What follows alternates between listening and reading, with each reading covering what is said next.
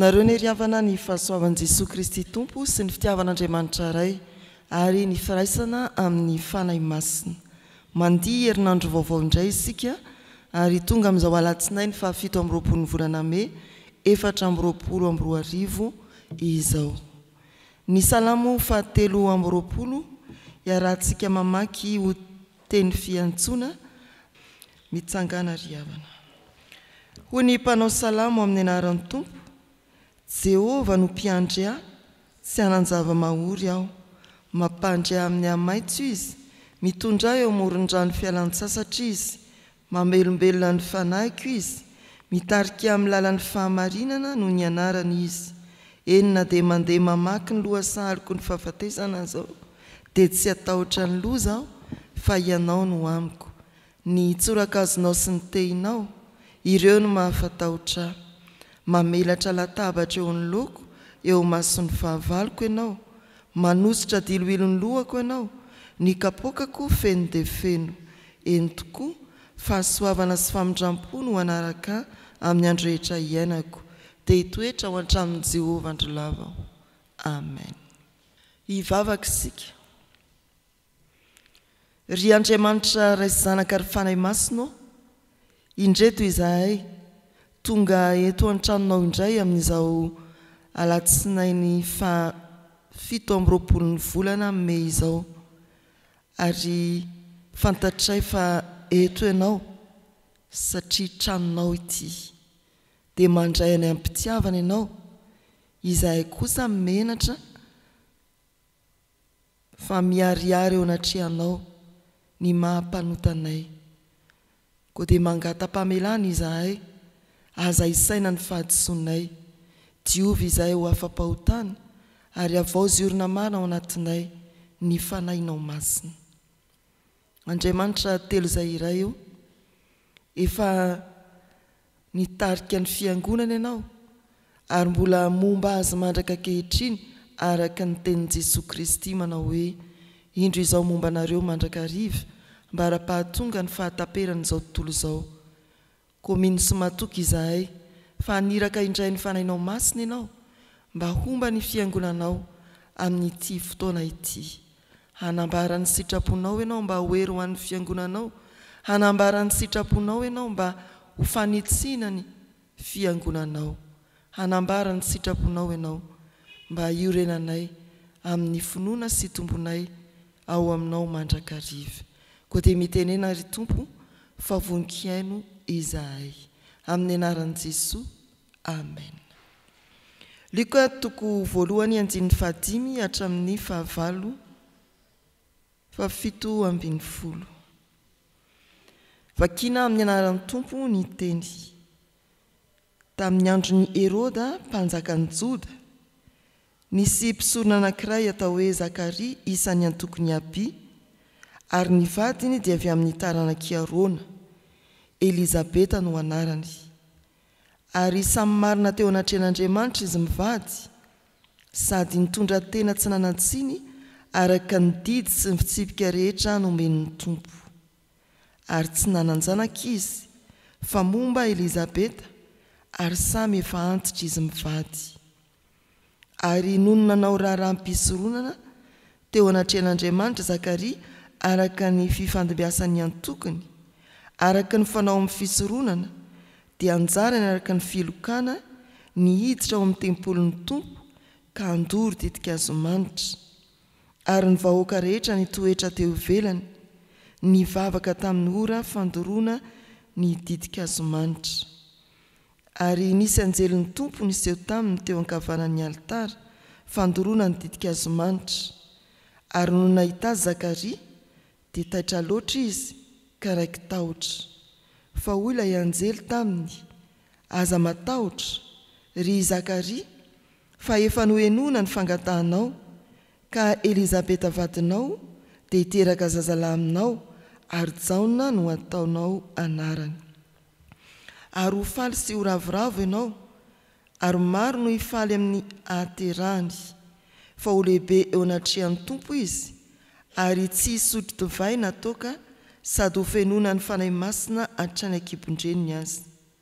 Ary maro amin'ny zanak'Israely no ampidiny amin'ny Jehovah Andriamaniny, ary izy andeha alohany amin'ny fanahy sy ny herin'ny Eli mba hampody ny fonondray ho amin'ny zanaka, ary ny tsy manoa ho amin'ny fahendren'ny marina, hamboatra firenena voahomana ho an'ny Tompo. Amen.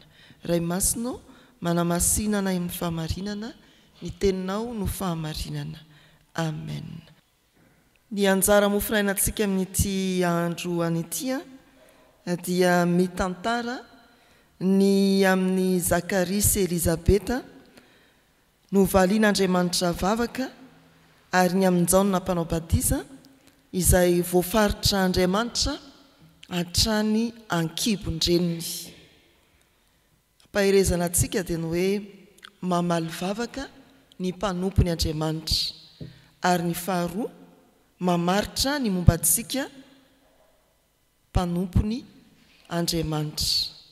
Mamaly vavaka ny mpanompony Andriamanitra, mamaritra ny momba ny mpanompony Andriamanitra.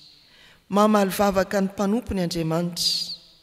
Efa antitra Elizabeta sy Zakaria, ary ny lofo tamin'ny fahamasina-piainana, fitondratena tsara, tsy izany ihany fa ny masoany indrindra koa ny fanompoana an'Andriamanitra. Ao amperin'ny fanompoana indrindra Zakaria no vangin'ny anjelin'ny Tompo ka ampitoneny, itenenany manao hoe: aza matahotra ry Zakaria, fa efa nohenoana ny fangatahanao ka Elizabeta vadinao dia hiteraka zazalahy aminao, ary Jaona no atao anarany. Aza matahotra ry Zakaria, efa nohenoana ny fangatahanao. Efa antitra izy mivady, ary momba Elizabeta hoy ny andininy 7. Fa izany olona izany no novangin'ny Tompo tamin'ny asany mahagaga. Tsy vaovao misoratra masina ry havana ny tantarany hoe nisy olona momba, fa nomen'Andriamanitra teny fikasana ka tonga nananjanaka.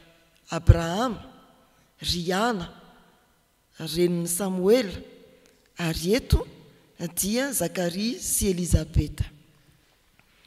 Mamaly vavaka ny mpanompony Andriamanitra.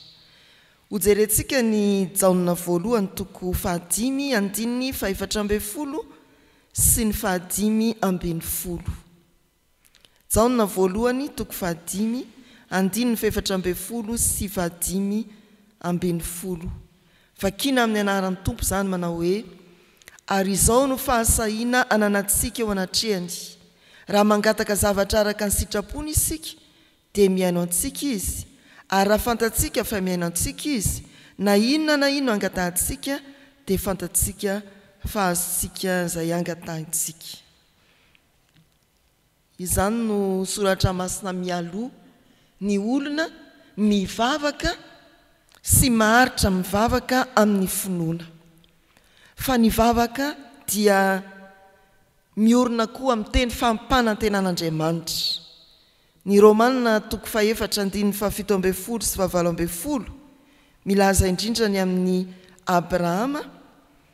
Romanina toko 4:17 sy 17 dia izao ny voasoratra amin'ny anaran'ny Tompo: nataoko ho rain'ny firenena maro ianao, teo anatrehan'izay ninony dia Andriamanitra izay mamelona ny maty sy miantso ny tsy misy toy ny misy, ary na dia efa tsy nisy nanantenana azy dia nanantena ihany izy kanino mba ho rain'ny firenena maro, araka ny voalaza hoe: ho tahaka izany ny taranakao. Na dia efa tsy nisy nanantenana aza dia nanantena ihany izy kanino. Ry havana malala rehetra amin'ny Tompo, Andriamanitra dia mamangy olona toy ny efa tsy azo antenaina intsony, ary mampanantena olona efa tsy manantena intsony. Zakaria efa tsy azo antenaina hiteraka intsony izy sy Elizabeta, fa nampanantenan'Andriamanitra tao amin'izay efa tsy hanantenana intsony. Lavosary an-tsaina tsara zany olona tsy ananana fanantenana ny mbola ametrahan'Andriamanitra fanantenana ka hiasany olona efa mionona efa antitra tsy hiteraka intsony fa manohy ny fanompoana izany mbola omen'Andriamanitra toky izany dravana ny fiasan'Andriamanitra amintsika mpanompony izay milofo amin'ny vavaka amin'ny faharetana amin'ny finoana amin'ny fanantenana ary indrindra milofo amin'ny fanompoana misy tenany amin'ny fiarahamonina hoe tsy mitaingana soavaly maty izao faradoboky ny fampelezan-kevitra izao izany mahery dia ndao iny no hidirana fa ny tompo tsy mba izany ny tompo ny olona tsisy antenaina indrindra no fidiny sy antsony tahaka ny Zakaria sy Elizabeta misy tenany amin'ny fiarahamonina hoe efa lany aiky raha izany hoe olona tsy miteraka ka mitady zaza mankantso makaroa dia anisan'ny tenenina ny hoe efa lany aiky fa amin'ny tompo tsy misy an'izany any amin'ny dictionnaire tsy misy lany aiky zany ao amin'ny tompo fa manana ny fotoanany izy isika dia milofo amin'ny fanompoana isika dia mifototra mivavaka amin'ny finoana sy ny fanantenana anjarany ny mamaly antsika amin'ny fotoany mba iritsika koa ny ovangin'ny iraky ny tompo tahaka ny Zakaria hitenenana hoe aza matahotra ry Zakaria efa nohenona ny fangatahanao mba hianta amin'ny tompo isika ka hotononona amintsika koa indray androany ny teny hoe aza matahotra ranony fa efa nohenona ny fangatahanao dia manontany antsika hoe inona reny valim-bavaka efa namangin'Andriamanitra anao ary manontany antsika hoe inona no valim-bavaka andrasanao amin'Andriamanitra ny faharoa teny hoe mamaritra ny momba ny mpanompony Andriamanitra ny 9:7 sy 10:10 dia famariparitana ny amin'ny jaona sy ny momba azy izao ny voasoratra amin'ny anaran'ny tompo ho faly sy ho ravoravo ianao ary maro no hifaly amin'ny ahaterahany fa ho lehibe ao anatrehan'ny tompo izy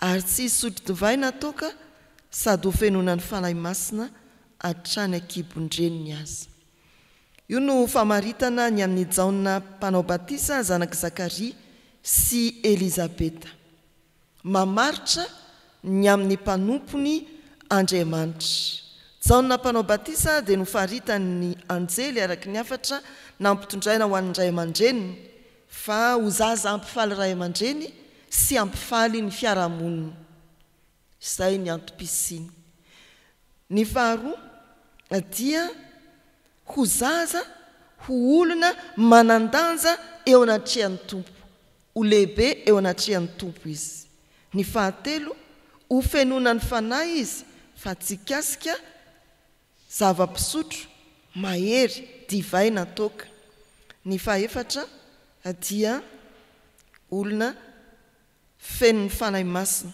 hatrany ankibondreniny izy riavana malala indraindray isika dia tsy mahafantatra ny maizy azy atsika akory fa ny tompo dia efa namaritra atsika hatrany amboka isika dia alaim-panany hoe iza moa ary fitenin'ny olona indraindrainy hoe madinika vahoaka madinika iza moa zay tsia raha olona manana ny fanahy masina raha pino ianao ka nandray tokoa ny fanahy masina voatsela ny pentekosta dia tsarovy fa manandanja eo anatrehan'ny tompo ianao lehibe eo anatrehan'ny tompo ianao manandanja eo anatrehan'ny tompo ianao ho loharanom-pifaliana ho an'ny ankonanao ianao ray aman-dreny ray tapo na vady aman-janaka loharanom-pifaliana amin'ny olona manodidina anao ianao any an-tsekoly averina foana zany amin'izao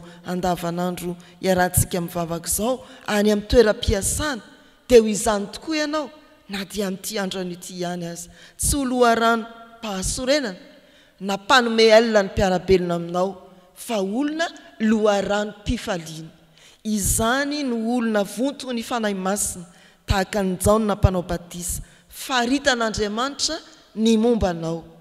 Ho loharanon'inona ianao eo amin'ny fiainanao ary anasokajy ny tenanao ho toy inona ianao mba esory eo amin'ny vavantsika ny hoe madinika iza moa zay za dia makazorony ianao tsia omen'Andriamanitra toerana ao amin'ny fanjakany ianao mifaliany amin'izany driavana fenon'Andriamanitra fanahy masina fady atsika ny zava-pisotro mahery ny divay natoka ary eo amin'izay ametrahany tompo atsika dia misy lanjany amin'ny isika izany driavana no afatry ny soratra masina amin'ity anio ity. Andriamanitra mamaly vavaka mamangy anao izy ho anao zay milofo ao anatin'ny vavaka feno fanantenana sy finoana ao anatin'ny fanompoana tsy mitsahatra te hitondra teny amin'ny alalan'ny anjelikoa ny tompo manao hoe aza matahotra efa noenona ny fangatahanao. Ny faharoa mamaritra ny mombanao izy aza tonoina fa ianao dia lehibe eo anatrehany ianao dia ho loharan'nympifaliana ho an'ny manodidina anao ny ankonanao sy ny mpiarabelona aminao ho fenona ny fanahy masina ny ianao ka hatakatra ny valim-bavaka omeny tompo anao arak'izay angatahnao ary atsinjokoa ny maha ianao anao eo anatrehan'Andriamanitra dia tsy izay hamaritany hafanao no inona fa izay tenenin'ny tompo mombanao ho lehibe eo anatrehan'ny tompo ianao. Amen.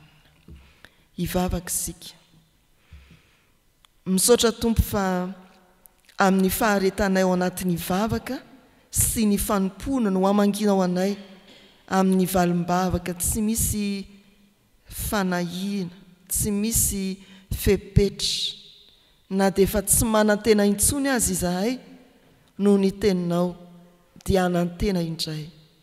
Misaotra tompo fa raha tsy fantatray ny momba anay tsy fantatray ny antony ametrahanao anay eto amin'ity izao tontolo izao ity dia hay tahaka ny Jaona mpanao batisa ny fiangonana izay kristianina tsirairay fenonao ny fanahy masina mba ho loharan'nympifaliana ho an'ny manodidina anay ary ahatsiahy fa manan-danja eo anatrehanao izahay tompo ny fahavelomanay ary dia atolotray mba ho fanomponanao ho fijoroana vavolombelonao atao anatin'ny fiangonana ampahareto amin'ny fanompona izahay eny amin'ny fiarahamonina ajoroa io vavolombelonao marina tokoa izahay dia apetraka eo ampelantananao indray ity tontolo andro ity mba ho tontolo andro mpifaliana mba ho tontolo andro fenonao fitarihan'ny fanahinao masina ahatanterahanay ny sitraponao ny firenenay amin'izao andro famaranana ny fampelezakevitra izao dia ho arovanao amin'ny fandriampahalemana ary hotsinjovinao amin'ny fahamarinana sy ny rariny ny fiangonanao manerana amin'ny tany ny fiangonan'i Jesosy Kristy eto Madagasikara hatrany ampitan-dranomasina ny ho fenonao ny fanahy masina koa ka hitondra fifaliana sy fanantenana indrindraindrindra mbola hitory ny filazantsaranao hampisy finoana ao ampon'izay rehetra mandray ny teny ampitondrainao dia akambanay ny vavaka amin'ny nampianaran'i Jesosy manao hoe rainay izay ny an-danitra ho amasinina ane ny anaranao ho tonga ane ny fanjakanao atao ane ny sitraponao ety an-tany ho tahaka ny an-danitra meo anay an'io izay nasahaza ao anay ary mamelany elokay tahaka ny namelanay izay meloka taminay aza mitondra anay amin'ny fakapanahy manafahanay amin'ny ratsy anao ny fanjakana sy ny hery ary ny voninahitra mandrakizay. Amen. Mitsangana riavana ho amin'ny fijoroana vavolombelona anonona ny fanakempinoana laharana voalohany. Mino an'Andriamanitra raitsy to mpanao ny lanitra sy ny tany aho ary mino an'i Jesosy Kristy zanalahy tokana tompontsika izay nitorotoroana tamin'ny fanahy masina nateraka Maria Virjiny nizara napaka Pontio Pilato nomboana tamin'ny azo fijaliana matika nalevina nidina tany amin'ny fiaina tsy hita nitsangana tamin'ny maty tamin'ny andro fahatelo niakatra ho any an-danitra nipetraka eo tanana ankavan'Andriamanitra raitsy to avy any evy ny tsara ny velona sy ny maty mino ny fanahy masina aho fiangonana masina maneran'izao tontolo izao fiombona ny olona masina ny famelan-keloka fitsangana ny tena maty ary ny fiainana mandrakizay. Amen. Raiso amin'ny finoana mba ho tanteraka aminareo ny tsodranotonona amin'ny anaran'ny Tompo. Amin'ny fifaliana no ivoahanareo, ary amin'ny fiadanana no hitondrana anareo. Mandihana amin'ny herin'ny faherezana. Amen. Ho an'Andriamanitra ireriany ane ny voninahitra, amin'ny anaran'ny Ray sy ny Zanaka ary ny fanahy masina. Amen.